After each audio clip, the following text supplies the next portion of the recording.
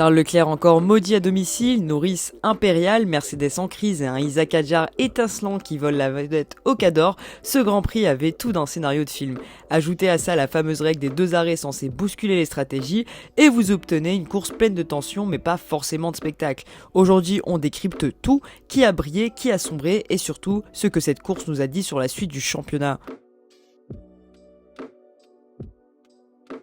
Le Grand Prix de Monaco 2025 restera gravé dans les annales de la Formule 1 comme une démonstration éclatante de la suprématie de McLaren. Lando Norris au volant de sa MCL 39 a offert à l'écurie de Woking sa première victoire en principauté depuis 2008, tandis que son coéquipier Oscar Piastri complétait le podium en 3e position, consolidant ainsi la position dominante de McLaren dans le championnat. Tout avait commencé dès les qualifications où Lando Norris a signé une pole position historique. Il a réalisé un tour exceptionnel en 1 minute 9 secondes et 954 millièmes, battant le record de la piste précédemment détenu par Lewis Hamilton depuis 2019. Ce chrono fulgurant lui a permis de devancer Charles Leclerc de justesse, offrant à McLaren sa première pole à Monaco depuis Fernando Alonso en 2007. Oscar Piastri de son côté s'était lancé depuis la 3e place, confirmant la montée en puissance de l'écurie. Ensuite, McLaren a parfaitement maîtrisé la course de bout en bout. Dès l'extinction des feux, Norris a conservé l'avantage de sa position de tête malgré une petite frayeur à Saint-Dévote. Il a ensuite imposé un rythme solide gérant avec sang-froid ses pneus et les 2 arrêts imposés par le nouveau règlement. Ce pilotage maîtrisé lui a permis de garder la tête de la course malgré la pression continue de Charles Leclerc derrière lui et les manœuvres offensives de Max Verstappen qui a brièvement pris la tête avant de rétrograder au 4e rang après un arrêt moins optimal. Dans ce contexte, la stratégie de McLaren s'est révélée payante. La règle imposant désormais 2 arrêts obligatoires a complexifié les choix stratégiques, mais l'équipe britannique a parfaitement su en tirer profit. Les ingénieurs ont planifié les arrêts avec précision, permettant à Norris et Piastri de conserver leur position et d'optimiser leur rythme sur toute la durée de la course. Cette rigueur a été déterminante dans la victoire de Norris et dans la performance constante de Piastri. Ce doublé, ou presque, marque un tournant pour McLaren qui envoie un signal fort à ses concurrents. L'écurie prouve qu'elle est non seulement capable de rivaliser avec les meilleurs, mais aussi de dominer sur des circuits aussi techniques et exigeants que Monaco. Cela renforce sa crédibilité dans la lutte pour le championnat et confirme le talent de ces 2 pilotes. Malgré sa victoire tant attendue à Monaco l'année dernière, Charles Leclerc n'a pas complètement conjuré le sort. En 2025, la malédiction semble avoir repris ses droits et cette fois ce n'est pas un accident, une erreur ou un souci mécanique qui l'a privé de la victoire, mais un adversaire tout simplement plus fort sur la journée. Car oui, ce dimanche à Monaco, Lando Norris a été impérial et c'est peut-être cela le plus douloureux pour Leclerc. Il n'a rien fait de mal, mais ce n'est tout simplement pas suffisant. Tout a basculé dès le départ, Lando Norris en pole position grâce à un tour d'anthologie la veille, réussit un excellent envol. Dès lors, le pilote McLaren impose son rythme, il gère parfaitement les premiers tours, contrôle les écarts et ne laisse aucune ouverture au monégasque, pourtant très pressant. On sent que Charles veut bousculer le leader, mais il sait aussi que Monaco ne pardonne aucune précipitation.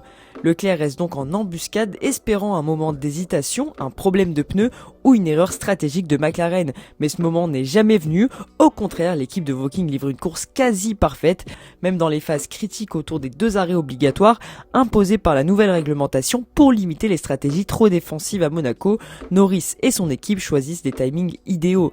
Ferrari de son côté tente de jouer la carte de l'undercut sur le 2e arrêt, espérant reprendre la tête à l'usure. Mais encore une fois, McLaren ne se laisse pas piéger et même si Leclerc a signé 2 tours très rapides sur pneus neufs, cela ne suffit pas. À la sortie des stands, la McLaren numéro 4 est toujours devant. Le drame est là. À Monaco, une fois que l'adversaire garde l'avantage, à ce moment crucial, la course est quasiment jouée. Dès lors, la suite n'est qu'un long supplice pour Charles.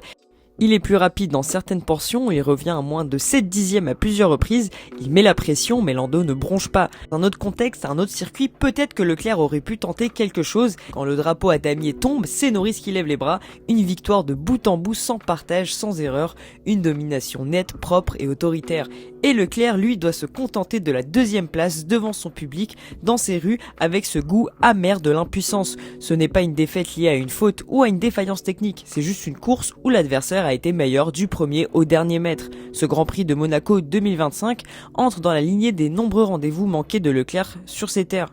Mais il est différent dans sa forme, pas de tragédie spectaculaire, pas de bouleversement de dernière minute, une amère défaite pour Leclerc qui sait désormais que même sans faute la victoire peut lui échapper. Mercedes semblait enfin retrouver des couleurs en ce début de saison 2025. Après des années à tâtonner depuis la fin de l'ère hybride, l'écurie allemande avait entamé cette nouvelle campagne avec un duo rafraîchissant, George Russell désormais leader incontestable de l'équipe et Kimi Antonelli, jeune prodige tout droit venu de la F2, annoncé comme l'héritier d'Hamilton.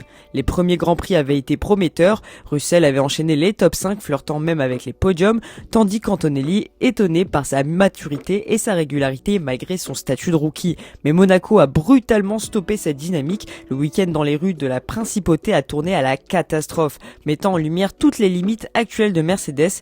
Dès les qualifications, les voyants se sont mis au rouge.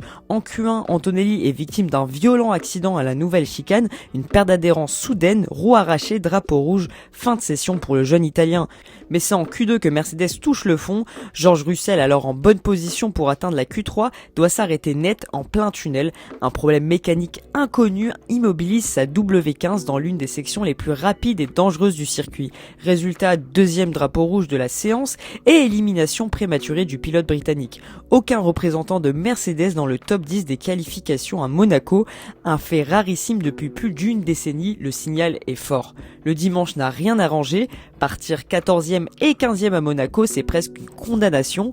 Le circuit ne pardonne pas les mauvaises positions sur la grille et ni les stratégies à 2 arrêts, désormais obligatoires pour éviter les processions, ni les tentatives d'undercut n'ont permis aux flèches d'argent de remonter dans le peloton.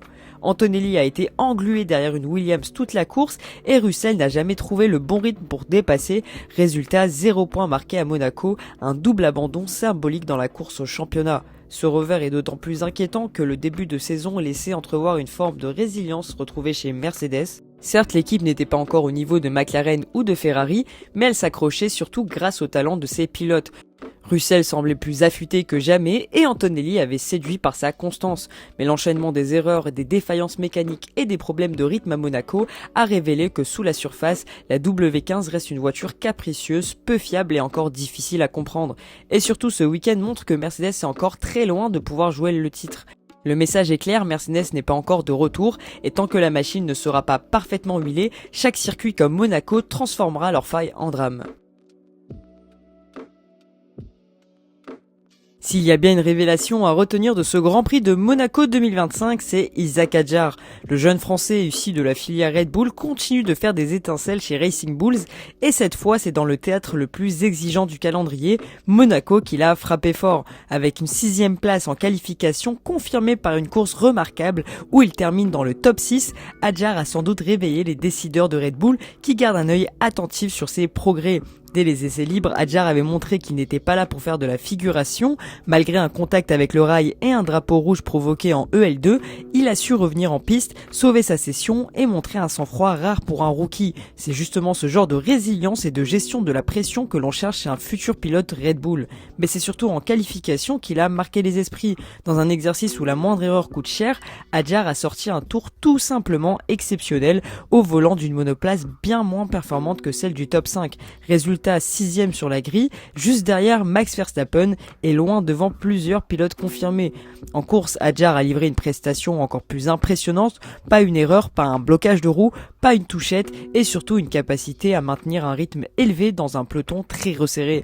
Malgré les 2 arrêts obligatoires imposés par la FIA ce week-end à Monaco, il a su gérer sa stratégie et ses pneus avec une maturité bluffante. Et dans ce contexte, la comparaison avec Yuki Tsunoda, l'actuel coéquipier de Verstappen chez Red Bull, devient inévitable. Le japonais peine à retrouver le dynamique qui avait justifié sa promotion. Bien qu'il soit rapide sur un tour, Tsunoda commet encore trop d'erreurs en course, manque de régularité et n'a pas su concrétiser plusieurs opportunités cette saison. À Monaco, il n'a jamais été dans le coup, éliminé prématurément en qualification et invisible en course. Face à cela, Hadjar apparaît comme une alternative sérieuse pour Red Bull en 2026. Il incarne exactement ce que recherche l'écurie autrichienne, vitesse pure, sang-froid, mental solide et potentiel de croissance. Le scénario est donc simple, si Hadjar continue sur cette lancée, notamment sur des circuits plus classiques où la monoplace Racing Bulls est moins à l'aise, il pourrait devenir l'un des très rares pilotes à passer directement de l'équipe sœur à l'équipe championne du monde et il le ferait avec l'aura d'un rookie solide, intelligent et déjà redouté par ses pairs. Monaco 2025 n'était pas qu'un bon week-end pour Hadjar, c'était peut-être le point d'inflexion d'une carrière, le moment où le paddock s'est vraiment rendu compte qu'il n'est plus un espoir, mais un candidat crédible au top niveau.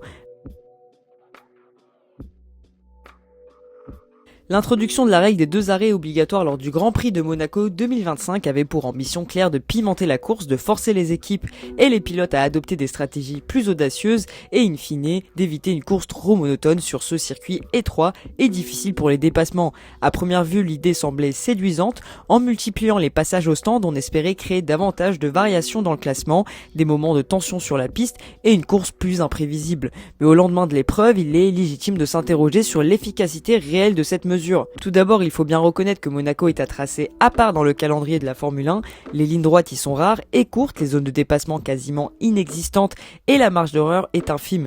C'est précisément pour ces raisons que la gestion stratégique des arrêts au stand joue un rôle fondamental, souvent plus déterminant que la performance pure en piste. En théorie, imposer 2 arrêts minimum aurait dû forcer les équipes à tenter des approches différentes, jouer sur la sous-pression des pneus et créer des écarts favorisant les dépassements. Force est de constater que la promesse n'a pas réellement été tenue malgré l'obligation des 2 passages au stand. Le nombre de dépassements en piste est resté extrêmement faible, comparable aux années précédentes. Le Grand Prix 2025 n'a connu que quelques rares changements de position, souvent dictés par les écarts stratégiques prévisibles ou les arrêts au stand plutôt que par des batailles roue contre roue. Les manœuvres de dépassement ont été limitées à des situations très particulières, des pilotes bloqués dans le trafic, des différences nettes de rythme sur pneus neufs face à des pneus usés ou des incidents de course. En dehors de cela, les positions sont restées figées pendant de longs relais comme c'est souvent le cas en principauté.